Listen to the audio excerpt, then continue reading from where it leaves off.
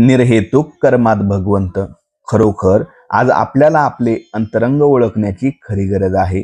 सत्कर्म असो किंवा दुष्कर्म असो, हेतूवर सर्व काही अवलंबून असते. पुष्कळ पुण्यकर्मी केली आणि काहीतरी विषयाचा हेतू मनात धरला तर काय उपयोग. काबाड कष्ट खूप केले, बायका पोरे टाकून बाह्यरंगाने कितीही केले तरी मन जोपर्यंत तिथे नाही तोपर्यंत राम नाही भेटणार. मनाला भगवंताची तळमळ लागली तरच त्याचा उपयोग. निर्हेतुक कर्मात भगवंत असतो, म्हणून आपले कर्मे तशी करावीत. खरे पाहता प्रापंचिका एवढे काबाड कष्ट साधकाला आणि पारमार्थिकाला नसतात. प्रपंचाच्या काबाड कष्टापेक्षा निम्म्याने जरी भगवंताकरिता केले तरी खूप फायदा पदरात पडेल. ज्या स्थितीत भगवंताने आपल्याला ठेवले त्या परिस्थितीतून त्याला ओळखणे सहज शक्य आहे. पण आपण विषयाकडे दृष्टी ठेवून कर्मे करतो आणि भगवंत भेटत नाही म्हणून दुःखी होतो. याला काय करावे. दैत्य दानवांनी भगवंताची तपश्चर्या केली आणि समर्थांनीही केली. दानवांनी हेतू धरून केली, त्यामुळे त्यांच्या हेतूचा विषयाचा लाभ झाला, परंतु भगवंत अंतरला. या उलट समर्थांना भगवंताशिवाय दुसरा कशाचाही लाभ नको होता.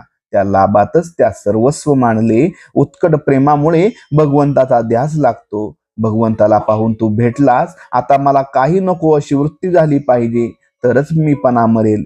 भगवंताचा हात तर पुढे आहेच, आपल्या हात ज्याच्यापर्यंत पोचत नाही.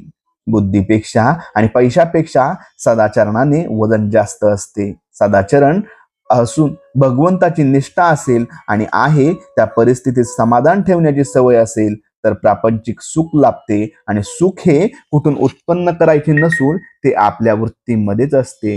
मी भगवंताचा आहे असे सर्वजण भगवंताचे आहेत, म्हणून भगवंतावर प्रेम केले की सर्व जगावर प्रेम बसेल. ज्याप्रमाणे भगवंताच्या प्रसादामध्ये एखादा कडू बदाम आला तरी तो आपण खातो, त्याप्रमाणे भगवंताने एखादे वेळी दुःख दिले तर ते आनंदाने सोसायला पाहिजे. चिकित्सा थोडी बाजूला ठेवून भगवंताचे आपण स्मरण करावी. अंतकरणाची शुद्धी नामाशिवाय नाही होणार. नामापरते काही नाही हे एकदाच ज्याच्या मनाने घेतले त्याला दुसरे काही सांगावे नाही लागत. मीठ म्हणून जरी साखर खाल्ली तरी साखरेची गोडी आल्याशिवाय राहत नाही.